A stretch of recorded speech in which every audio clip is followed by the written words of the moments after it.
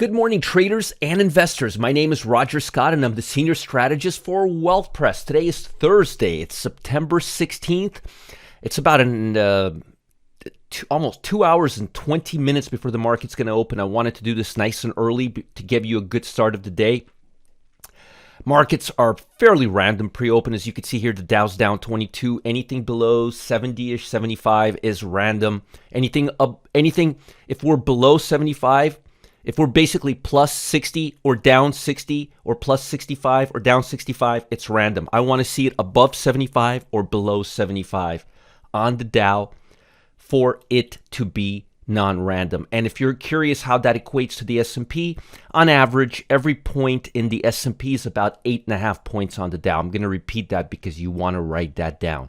Every point on the S&P is about 8.5 points on the Dow, give or take, between 8 and 9. So just to give you some fluctuation, basically, if the S&P's up or down less than, say, 8, 9, that's random. And right now you could see it's down only 6 points. So very, very little trading action. Let's talk about global economy, and I'll talk about what's on the agenda today. Hong Kong, Shanghai dropped. Negative economic data for August. China reported late yesterday that retail sales make a huge portion of the economy. Grew at an anemic 2.5% in August. And remember, we have retail sales today coming out in the U.S., and I'm going to talk about that in a minute. Down from 8.5% in July, while factory output slowed to 5.3% from 6.4%. So it's getting weaker, and it's the lowest growth in 2020. That's very, very bad because this is the second biggest economy.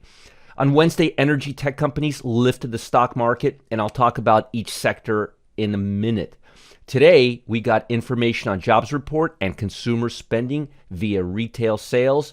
We're going to talk about that right now. I don't even know why I'm going through this global preview, since I talk about all of this as I go through all the details anyway. But anyway, that's just not here nor there. Retail sales, biggest report today. As I mentioned before, 2/3 of the GDP is based on retail sales.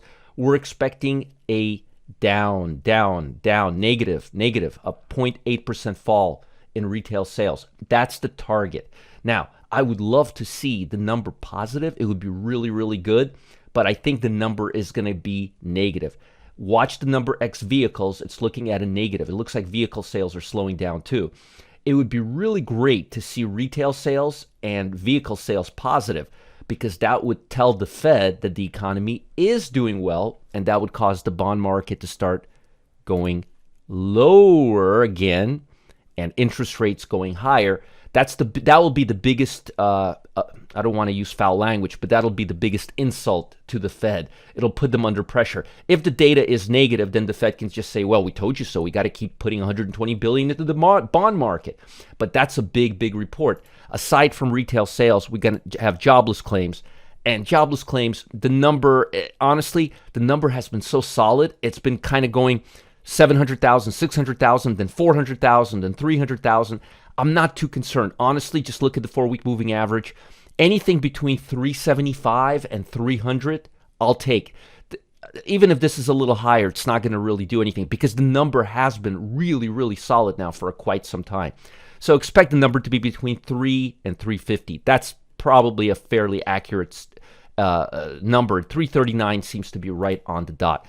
Retail sales, that's the big report. Then we have the manufacturing index. Not as concerned because we already got industrial production, and we got consumers price index, and we got the Empire State Manufacturing Index. So I don't think the Philadelphia manufacturing is going to be a big shock. And tomorrow we have consumer sentiment, which is going to be useless because we already have retail sales. Why do we need to know the sentiment on the consumer if we're going to get the actual retail sales report the day before from the Fed? It makes no sense. It would be really great to take this and put it right here, right? But I must be missing something.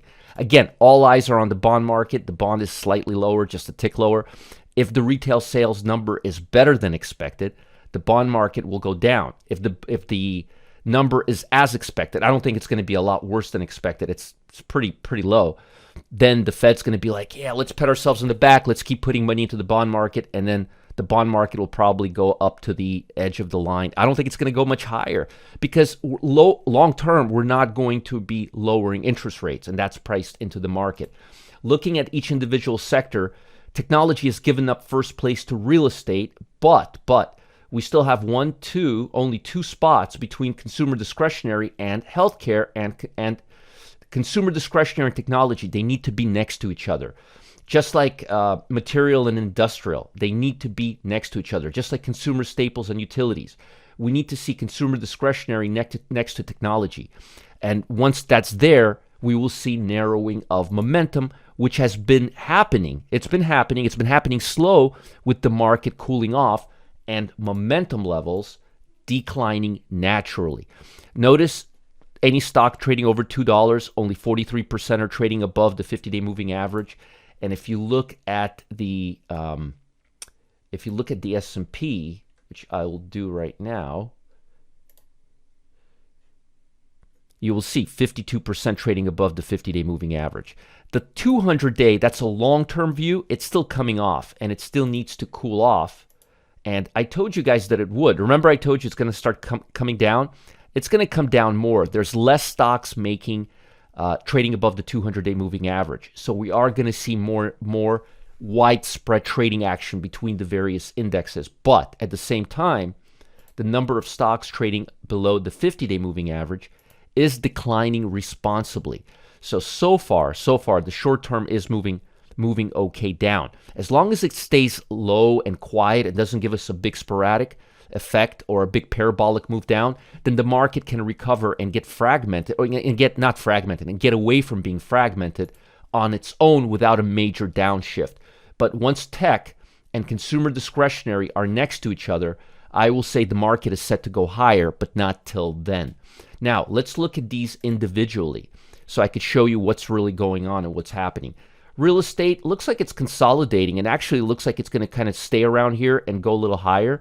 So I'm okay with real estate. I'm okay with tech. I like the fact that we closed near the high. I think we're going to try to go back to and test the highs right here. Healthcare is looking pretty good. I like this pullback. It's a healthy pullback. Communications is looking good. Looks like we're going to have a little upside there. Consumer discretionary, again, I need to see us break above the 185 level. If we don't break the 185 level, we're going to congest. If we do break that 185 level, or if we just keep going a little higher, then we'll have the market non-fragmented and tight. Utilities kind of neutral on right now because the market's getting a little bullish. Think we can go a little further down.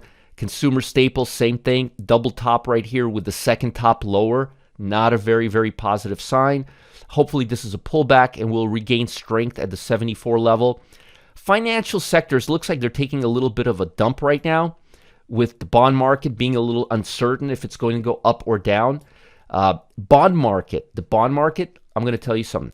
The bond market going lower is very, very, very bullish for financial. Bond market goes lower, interest rates go higher. Interest rates go higher, financials start making bank.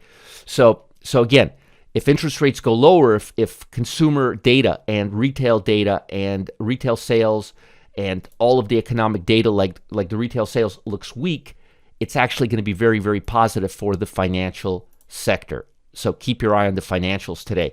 Energy sector is interesting right now. It's almost near that level. Keep your eye on the energy sector. If we can break just a little bit higher and stay there, we're going to have a good little breakout. Basic material, I'm neutral on right now. Industrial, I'm neutral on right now. Actually, I'm starting to get more bullish on the tech, on the real estate, on the healthcare. I've been bullish on the communication sector and consumer discretionary. So I am actually starting to look again at speculative stocks because the fragmentation is getting tighter. On that note, I've got two stocks that I'm liking right now. First, it's Motorola. Motorola is infotech. It's this sector right here, communication services. And it looks like it had a nice pullback, and it's looking like it's going to go higher again. And I like Motorola. If you look at the stock over the last, God knows how long now, look at this trend. I mean, this is a trend. And over the last year, the stock has given us 55% outperformed the market by a factor of almost 2 to 1. Infotech, as I mentioned, The company is doing really well. See the dividend growth? It's almost at 100%. I like 100%, but everything else is real tight. 5-year return, 220%. Earnings per share. They have a lot of exposure in the 5G network. This is real good numbers, and I like Motorola. I think a good price target on Motorola would be about 260-ish level over the next quarter. Next one, areas management. Take a look at this trend. I mean, look at this. This stock has been on a tear, and the market pulled back. This stock hasn't. What kind of a stock is it, you may ask? Investment management, financial, 97% return. Global alternative asset management, tradable credit, direct lending, private equity, real estate markets. A lot of people are putting money into private financial asset management firms. The company is looking really, really good. Again, 5-year dividend, not 100%, but 80. I'll take it. 5-year return, 320-something%. Earnings per share versus previous year, 64. And again, I think interest rates are going to go higher. Look at the dividend payout ratio, 120%. I don't even know how they do that. That's a little remarkable. Are they leveraging their dividend?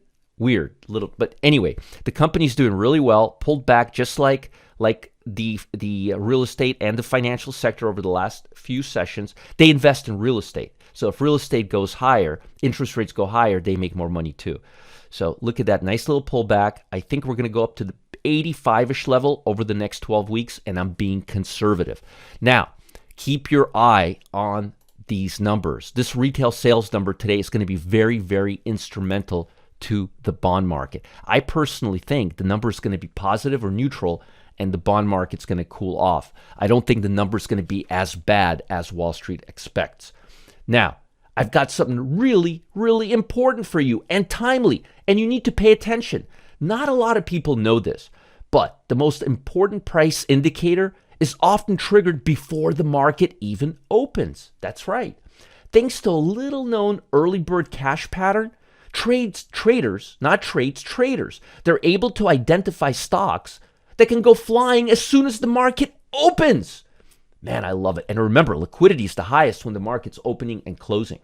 Imagine being able to start the day with a detailed plan, just like I'm giving you right now, while others are just staring or just looking at the market, trying to make heads or tails out of it and analyzing it and doing this.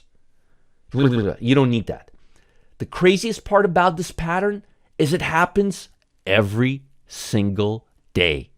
Are you ready to find out how to incorporate these patterns into your own trading toolbox? I sure hope so. Click on the link below and learn all about it right now. This pattern happens every day. No, we're not talking about day trading. We're talking about short, powerful, quick bursts of energy in stocks that can give you good overnight returns. Sometimes there's day trades, but not often. Most of the time, they're position trades, 3-day holds, 5-day holds, so forth and so forth. Check this out. I want you guys to incorporate these patterns into your toolkit. You do not want to miss out on this. If you guys love this stuff, you're going to love what I've got in store for you. Follow the link below. Learn all about it right now. And by the way, make sure to like this video. Subscribe to this channel if you're watching on YouTube. Look, stay ahead of the market by being the first to be notified when I post new videos just for you. Bye. Have a great day. Keep your eye on retail sales data today, folks. It's going to be big, and it's going to be very impactful to financials and the bond market. Bye.